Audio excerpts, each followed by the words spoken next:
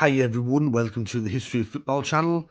Today I'll be doing another Forgotten Football Ground video as part of my Forgotten Football Ground series. The World Cup's over, so it's back to normal for me, and I've done quite a few videos as part of this series on multiple different grounds: Burnden Park, the baseball ground, the Dell, Filbert Street. But tonight it's going to be Springfield Park, the former home ground of Wigan Athletic. Springfield Park was designed by architect Richardson Thomas Johnson and built in 1897 at a cost of £16,000. It was owned by the Wigan Trotton and Athletics Grounds Company. The first professional football match at the stadium took place in September 1897 when Wigan County played Burton Swifts in a friendly match. In the early days of Springfield Park, the ground had multiple tenants and all of them were former Wigan clubs. The first club to exist at the ground was Wigan County. They played from 1897 to 1900. This was followed by Wigan United, who existed from 1901 to 1903, Wigan Town from 1905 to 1908, Wigan Borough between 1919 to 1932, and finally Wigan Athletic were founded in 1932.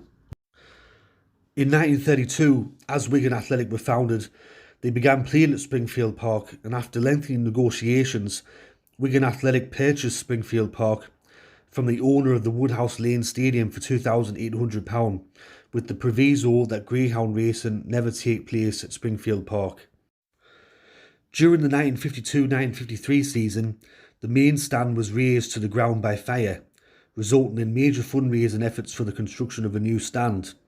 The following season, a record crowd of 27,526 people watched Wigan Athletic beat Hereford United 4-1. To this day, it is the largest attendance ever recorded between two non-league clubs excluding Wembley finals. On the 19th of October 1966, Springfield Park hosted its first floodlit match when Wigan Athletic played against Crewe Alexandra. This was a full year before floodlights were installed at Central Park, which was also based in Wigan.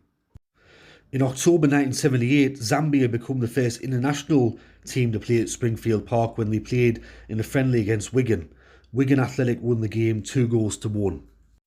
For much of Springfield Park's history, the ground was a non-league ground, as Wigan Athletic were not a league club. It would not be until 1978 when Wigan Athletic were elected to the Football League. This would come off the back of the club winning multiple titles in the Lancashire Combination and also the Cheshire County League. They also were invited to be a founding member of the Northern Premier League in 1968, and the club won 2 league titles whilst in that league and also reached the FA Trophy final in 1973. After Wigan were elected to the Football League, for several years the club played in the bottom divisions of the Football League pyramid. It weren't until February 1995 when local millionaire and owner of JGB Sports, Dave Whelan, purchased the club. Through Whelan's business connections in Spain, he attracted 3 Spaniards to the club: Roberto Martinez, Isidro Diaz and Jesus Sebe, who become known as the Three Amigos. The trio became an on-pitch symbol of Whelan's ambitious plan to take Wigan Athletic into the Premier League. Part of Whelan's plan as well was to invest in a new ground where Wigan Athletic would relocate from Springfield Park to the new stadium, as Springfield Park, if Wigan Athletic were to be promoted to the Premier League or to one of the top divisions, it would not be suitable for professional football, or it would not be suitable by modern standards. At the end of the 99 season, the JGB Stadium, or as it's known now as the DW Stadium, was ready for the new tenants to move in. As a result, it meant that Wigan Athletic had to say goodbye to Springfield Park. The final ever game to be played at Springfield Park come in a Division 2 playoff match against Manchester City. The game finished 1-1 and Paul Dickov of Manchester City scored the last competitive goal at Springfield Park. Along with football, Springfield Park also hosted rugby league matches for a brief period. Wigan, or as they're known now as the Wigan Warriors, played there in the early 1900s, and also a team called Springfield Borough played one season at Springfield Park in the 1987-1988 season. Another thing that Springfield Park hosted during its time was cycling. The concrete cycle track featured a home straight of 29 feet, while the banking was 24 feet wide, rising to 7 feet. It was used regularly for competitions. Local racing cyclists raced there, including Benjamin Jones, who competed in the 1908 London Olympics, winning 2 gold medals. Looking at some records from Springfield Park, the highest ever attendance at the ground from any of the Wigan incarnations were on the 12th of January 1929. Wigan Borough played against Sheffield Wednesday in an FA Cup Round 3 match, and 30,433 people attended that game. The highest ever league attendance that Wigan Athletic got at the ground, besides that big crowd that they got against Hereford United for the FA Cup, was on the 26th of December 1983 against Bolton Wanderers. It was a Division 3 match, and 10,045 people attended that game. Wigan Borough's highest league attendance come on the 1st of April 1929. It was a Division 3 match, North, and 15,162 people watched their game against Stockport County there.